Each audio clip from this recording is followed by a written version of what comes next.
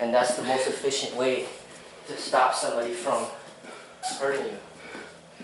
Because, I mean, it's not all about attack, because that can be violent, that could be you being overly aggressive. It's about defending yourself against somebody who's attacking you.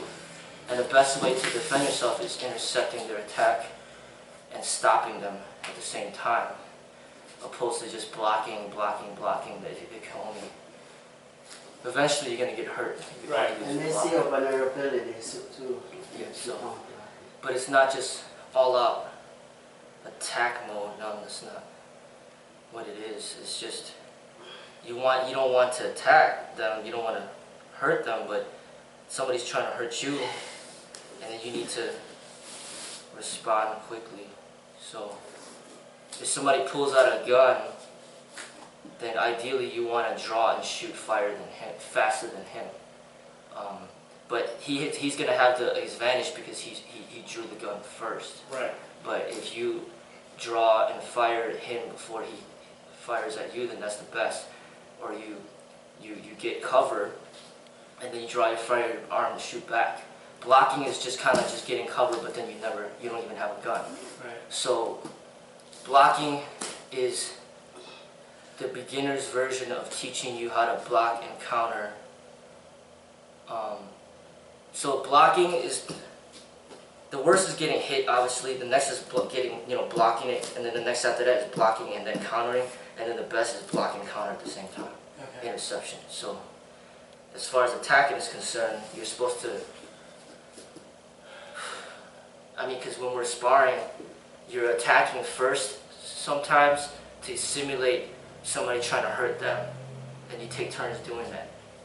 So you kind of play the role as an aggressor or a bully or whatever, and then he has to learn how to defend himself from there.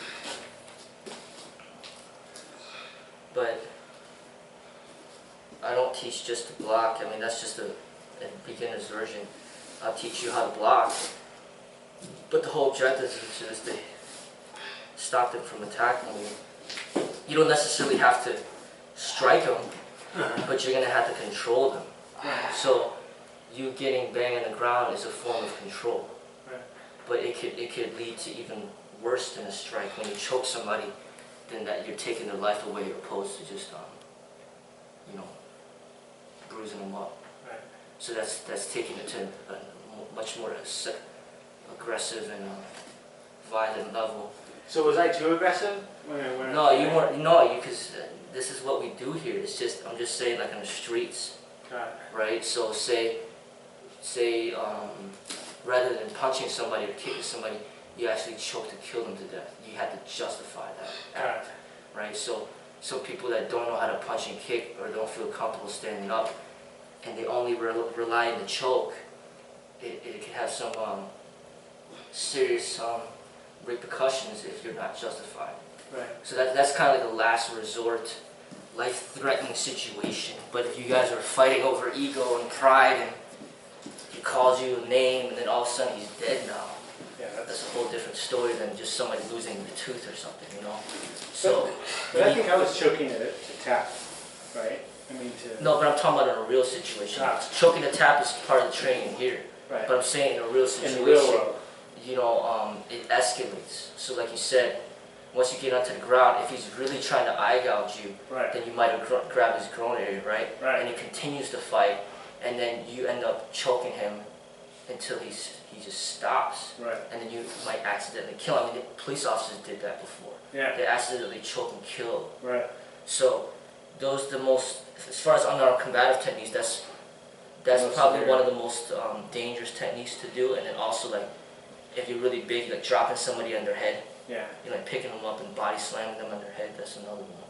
But generally, punching and kicking is probably not in my repertoire. Yeah, generally punching and kicking is not really that devastating. Like, you'll hit them down, but they'll still be breathing.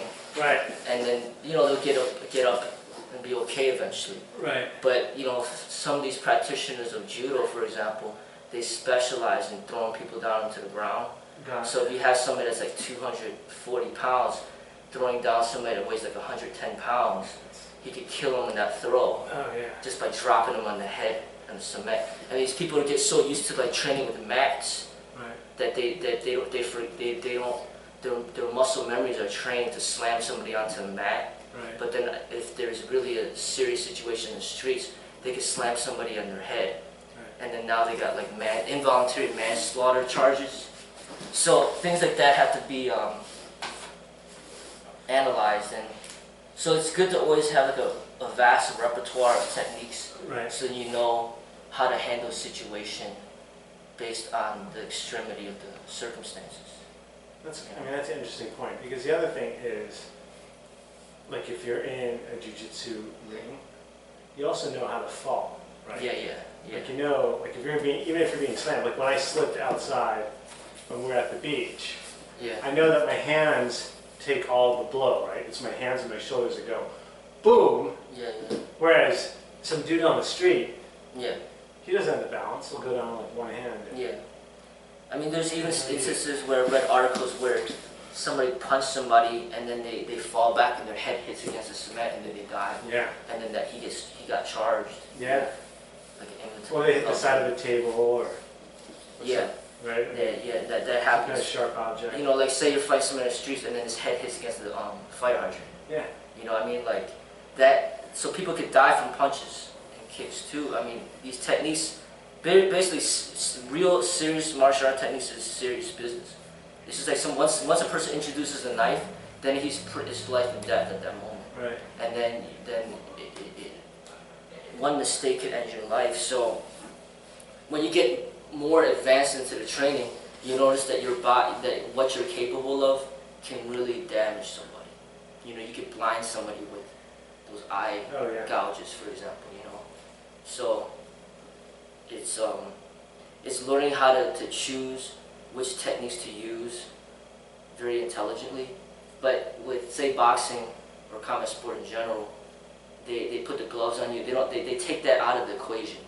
To just say, hey, you know, jab, cross hook, uppercut, you can't do any kicks, you can't do any elbows, can't do any knees, you can't eye gouge, obviously, you can't slam somebody in their head. They take all that out of the equation, they limit you to these techniques. So based on these techniques, it's still very dangerous. I mean, if they took the gloves off, there'd be more deaths potentially. And that's just based on those selected techniques. But think about martial arts, you don't have gloves. Not only do you have those techniques, but you got like hundreds, if not thousands, of other things that you can do as well. You know, so that makes it more important that you choose wisely which techniques to use in which moment. You know, and we spar in here is supposed to be, of course, controlled. But out there, you have to know what to use at what time, because that one split second that you make the wrong decision, it could mean jail time or it could mean death.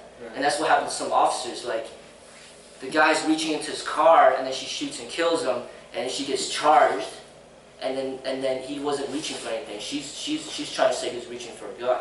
Other officers saying he wasn't reaching in there at all, and then he got shot and killed. So now she has to defend herself in court to stay out of jail, and if she isn't justified, then she could be in jail for the rest of her life. And here, this is an officer.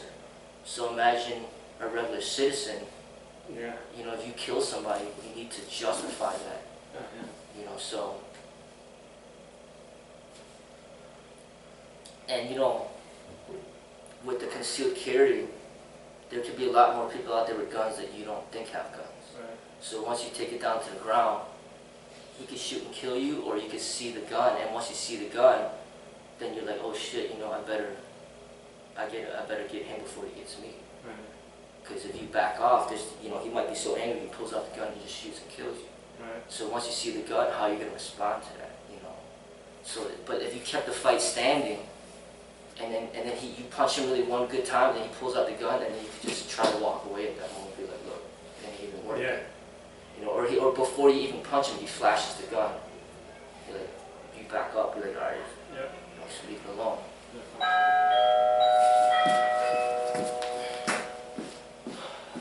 It looks like MMA doesn't have any rules. You could just. No, it's got tons of rules. It does? MMA. Yeah, like can't eye gouge. Right? Yeah. You can't do a body slam like that. You can't, yeah. Well, I mean, isn't when somebody try to do a flying kick or whatever, you can hold them and just body slam them? You can, but you won't see like the WWE. Oh, kind of slam like that, right? Right, I mean. But yeah, it's still dangerous, man. I think it is an extreme sport as far as combat is concerned. Yeah. And most of these dudes, when you see them, you know, in their suits, their ears are messed up, man. Nose. The same like boxers, right? You see boxers after a fight. Sometimes, yeah, you're right. Look at my. But you know what? The guy that hasn't changed his face that much is Mayweather. Because you know why? He's so smart. He always run around the ring. He doesn't want to get hurt. I am tired today. I don't know why. I slept like the dead. I slept until like 7 o'clock. I got into bed at 10 o'clock. I read until like 11:15. Still, that's plenty of sleep. Well, sometimes, you know, the body can just, you know, be so tired. After your body goes, meh. Time for a day off. But it took yesterday off. You're here tomorrow, right? Yeah, I'll be. What about you? I'm coming tomorrow. Oh. I'm seeing how Monday, Tuesday, take Wednesday off, Thursday, Friday feels. But I don't know if I like that either. Because like today feels harder. Because I took yesterday off, you know what I mean? So how many days in total? It's like 4? I go 4 a week. That's why your body is tired, shutting down. But because I think I'm going to start traveling a little bit, you know, some work's coming up, looks like it. So I'm going to start trying to come 5, like Monday, Tuesday, Wednesday off, Thursday, Friday, Saturday, Sunday off. And then when I'm traveling, those will be kind of the off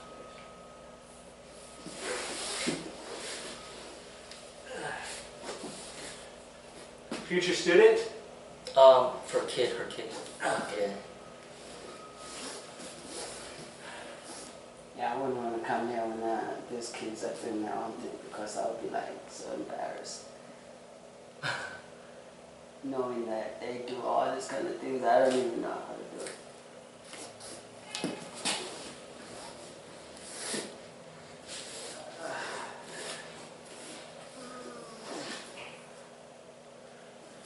I see we're starting a new book. Yeah. This one. This is pretty much the complement to the other one. The other one was first in the morning, so the last in the evening, so you're supposed to read like one of these every night. So that means after you read this, we should take a nap? Yeah.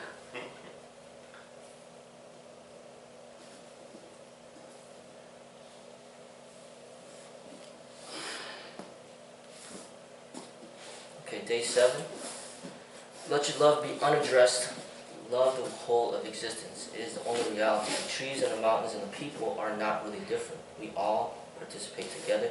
We exist in a deep harmony. We go on breathing in oxygen and breathing out carbon dioxide. Trees go on breathing in carbon dioxide and breathing out oxygen. Now without trees, we are not able to exist. We are joined together. We interpenetrate. And that's how the whole of existence is interlinked. So let your love be unaddressed. The trees, the stars, the mountains, the people, the animals. The point is not to whom you are loving. The point is that you are loving.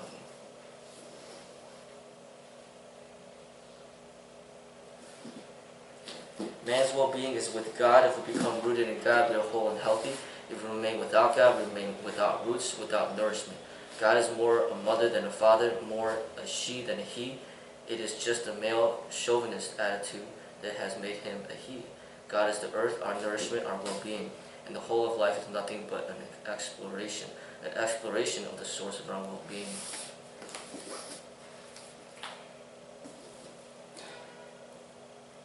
One who is surrendered to existence need not say anything. The very surrender will transform his life.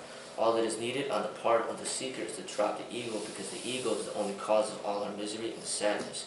The ego is the only wall between us and existence, and it is not made of very substantial bricks either. It is just an idea, just hot air. Just a pinprick and balloon can burst. It does not need much work. It only needs intelligence, a little understanding.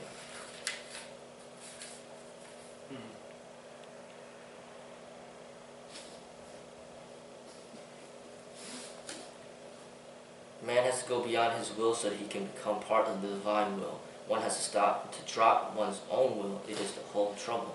Once our will is dissolved and godliness starts functioning through us, then there is no misery, no anxiety. One is utterly relaxed. There is no difficulty. All problems arise out of your will because will means fighting with the whole. It is a struggle, and struggle is bound to bring tension, and you are doomed to fail. Hence, however hard one fights, one knows deep down in heart, deep down somewhere, that it is futile. One cannot succeed against the whole. One can succeed only with the whole, not against the whole. Sannyas means surrendering your will, going beyond it. And the moment you surrender your will, all is yours. Suddenly the whole universe opens its doors for you. All the mysteries become available to you. All the secrets are handed over to you. All the keys. The paradox is, in surrendering the will, you become the master. And in keeping the will and fighting for it, you will remain a slave. I like that idea. My takeaway will be persevere. That's what he's saying, basically. I feel like the Osho talks a lot about this idea of non-attachment, which resonates with me. That's part of the teachings of the Tao as well, and Buddha.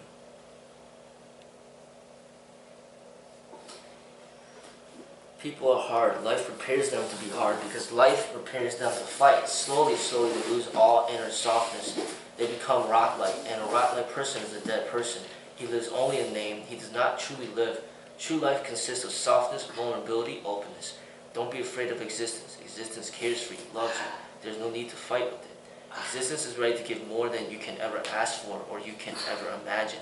But existence can only give if you are soft, vulnerable. If you are porous, it can enter from anywhere. Be porous, be available to existence, unafraid. There's no need to be afraid. It is our existence. We belong to it. It belongs to us. So this is an example for me of kind of the paradox of non-attachment. Like, I believe if people had non-attachment, more people had non-attachment, the world would just be a better place. So I want more people to be non-attached. Does that make sense? Yeah. Well, we all wish for utopia, but unfortunately, in order for life to be in existence, we've got to have, the opposite. I get it. I mean, it's like, you think about people like Osho, and there's so many others who are preaching this, and you just kind of put your teachings out there and just hope people read them, reciprocate, right? But it feels like if no one's trying to push that into the world, and push is the wrong word, but it feels like it could help so many people that if there is... Promote, you mean, maybe? Yeah, I mean, just expose it to more people and really endorse that. Like the business I've been thinking about is related to that. It was about this idea of how do you get more and more people to appreciate that it's when you're attached to decisions and outcomes that you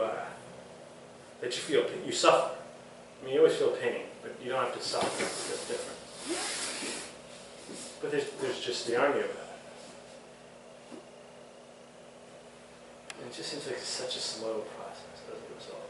But I mean, you do have religion as one component of such teaching. Yeah, but like Osho says, right? I mean, often there's the largest religions create this world where hell is so scary, of course you would fear it, and heaven is so perfect, you're greedy for it. Which means that implicitly when you do that, someone is going to manipulate that for their own benefit, right? You're right. Yeah, because it's almost like the what Shamir is talking about, where it's supposed to be promoted, it ended up turning into business. Yeah. Yeah, and they're not even getting it there. So they're not allowed to get into school because there's separation between church and school. Not getting into school, you're not getting mass media because that's not what makes money. And then you're not getting in church either because it's corrupted for money or business. So then I'm reading it in here, but it's not really much of a promotion compared to what people are exposed to on an everyday basis. Yeah. Unless, Yeah, I mean, you think about what you watch on TV. If you think that arguably TV is the most persuasive medium, like when you're young, like I look at my son, right? And I have to tell my son all the time, what is this called? An advertisement. Do you trust ads? No. You know, because what do ads teach you? Generally, don't you want this car? Right? Create a need every time. Shouldn't you look like this? I'm like, no, that's not your business. But I think what's happening is people are diverting their attention to other avenues of entertainment. So instead of just watching TV, you know, they're going on YouTube, they're going on Facebook, they're going on Twitter, and they're going into social media, and that kind of empowers people like, you know, regular people that aren't a part of Hollywood or in those commercials. But like little statements that you might post on your Facebook could reach out to a few hundred people to kind of, you end up having to be like that conscious source for the people in a way. So like people can see something that you wrote on Facebook or something that you put on YouTube, and then it can in a way nourish their spirit because of all the, you know, everything's surrounded by business and greed and lust and everything. But I think we're more empowered today to kind of influence more people rather than just sitting and watching all these entertainers that are paid all this money and kind of scripted responses to what they do. People are paying more attention to the everyday person now. So I think when you live a different way, live the lifestyle, just people that are connected to you, networked with you, will benefit from that, I feel. You know, like you take the teachings beyond just your inner circle. I mean, I could see that happening. It's a slow, it can be a slower process, but it could also be a more effective, because people are like, you know, like for me, I listen to a lot of music that's not even from like really well-known artists, and that's because of YouTube, you know. And regular people are getting like, sometimes they get their videos and they go viral. But I mean, a lot of these videos might be violent videos, you know, but... Yeah, I mean, we talk about that, like when Facebook Lives issues are. Yeah. But... I mean, it does cut both ways. Yeah. Well, and that was, to be more detailed, my idea was this belief that there are so many people who are doing transformational work, you know, like working on consciousness, but we're all disconnected, right? I mean, you just don't know who's there and who's doing it. And so I wanted to create a community of people who were transformational, because if I hadn't stumbled onto your studio, right, I mean, I wouldn't know that this is a place where we do meditation and talk to Osho, as well as practice what's traditionally called the martial arts, right? Like, you just don't know. And so you, for example, and I mean your student, not you as an individual, but you are lumped with every other martial arts studio out there, all of whom are great. This isn't a judgment call, it's simply that you're doing some things that are related to transformation that's not there. And so my idea was, if you could create the community and connect all of us, then there's a lot of ways you can help each other. Like, if you had a business, Chris is here, by the way.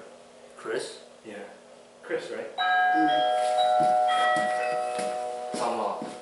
Drummer Chris? I don't know. Is he a drummer? Is the guy a drummer? Is his name Chris? I think it's... No, he's not Chris. His name Mike. No, he's not Mike. I didn't see it. The tall guy? Yeah. The guy that I sparred with? Yes. I think it's Mike. Is it? Yeah. Is he Mike? Mark. Okay, sorry. I got that one. But I know yoga, like if yoga's supposed to integrate a lot of that consciousness work, you know? And martial arts is supposed to. It's just more about redefining what the real martial arts is supposed to entail. And that's a lot of work in itself, but the consciousness work that you're talking about, it depends on your creativity, but it's hard to make money off of that avenue. But I've read articles where these meditation apps, for example, are like becoming like $1 billion sales. People are really gravitating towards consciousness. You know? Yeah. So, but it's just to find a way to make profit off of that it's not going to be easy. Yeah. You know, like if you open up, I mean, even right down the street, there used to be there still is, but they used to have like a bigger meditation studio, like that vegan place. Oh yeah. It used to be like a meditation school. Yeah, really? And then it turned into a restaurant, but then there's still meditation offered, like on the side or something. Got it. But it's just gonna be hard.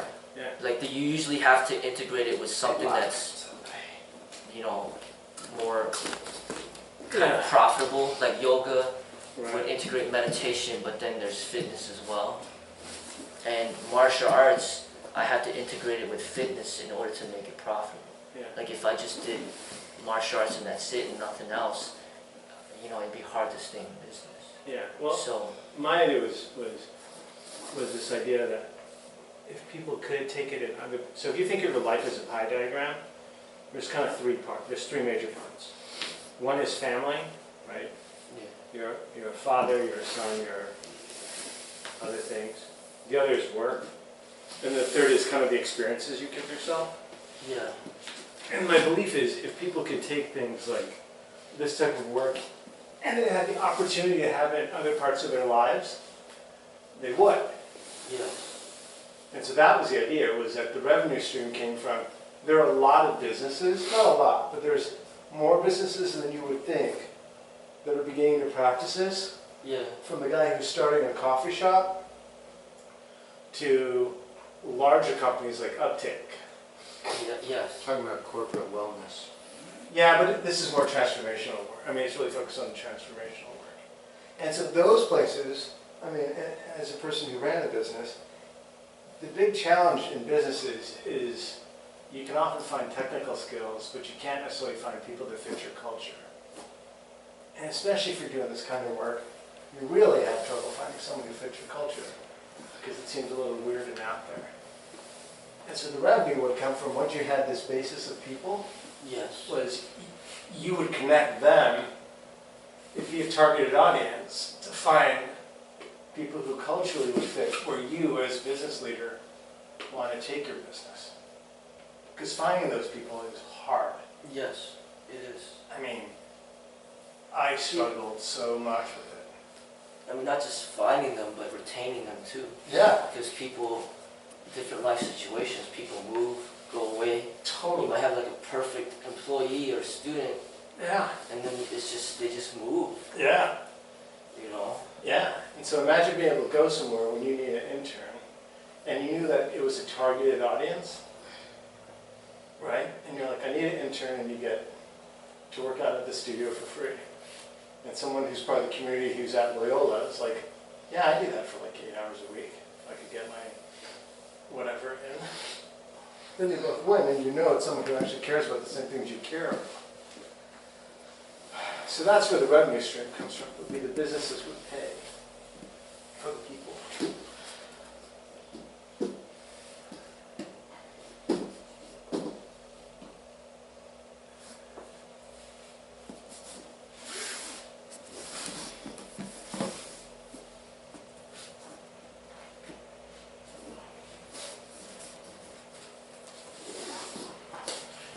I mean, the jump from providing a free internship site to cementing a revenue stream has a couple steps in between. Yeah, but the intern wouldn't really be the focus. It would really be more, that was just an example for the current environment we're in, as opposed to where it would really focus.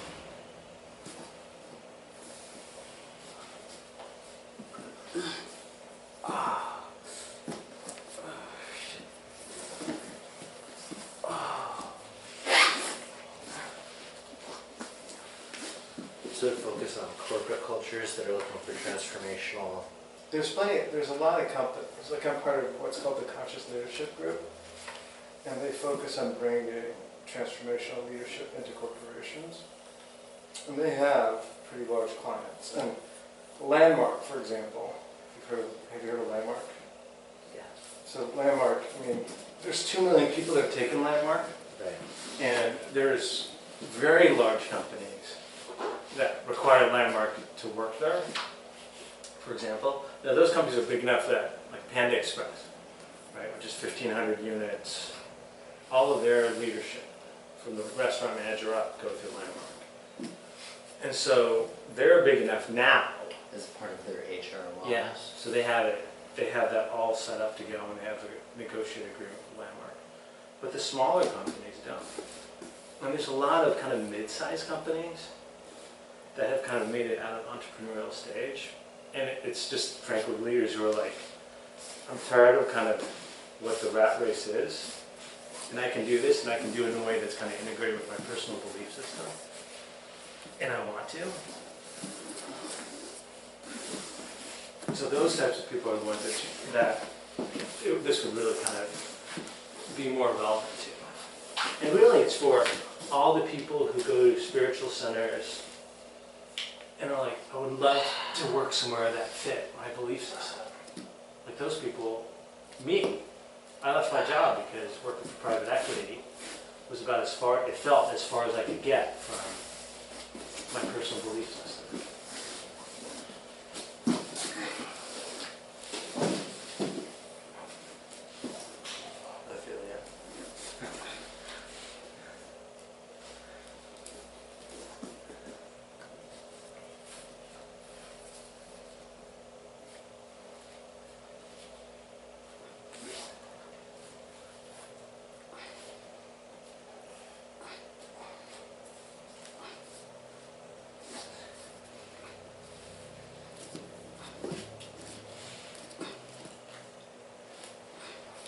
Pretty specific niche though. Yeah, it is. And to be fair, it's not necessarily as much about making a ton of money as much as the conversation started with this idea of how do you push transformation further into the world. And that feels like something that has relevance. Do you think Landmark's brand of transformation is appropriate for the world? I don't. I mean, as an individual, you know, like Landmark, for example, you can do Landmark and don't do anything else. Whereas when you look at other kind of large leaders, Agape out of LA, David Data, also most of them, there's a chunk out of California. Most of those believe their kind of mindset is accretive. Yeah. What do you mean by accretive? I mean, if people take a course, you might go to the Hoffman Institute. So like it's accredited. Right, well, more accretive, like you add it to your kind of personal belief system. So it gives you more skills. To your creed. A creed, yeah. So, as opposed to do us and don't do anything else. Right. A lot of these spaces are like, no, this is just added to who you are to give you a different perspective on your journey. It's another language. Yeah. Not necessarily better or worse, but just another language.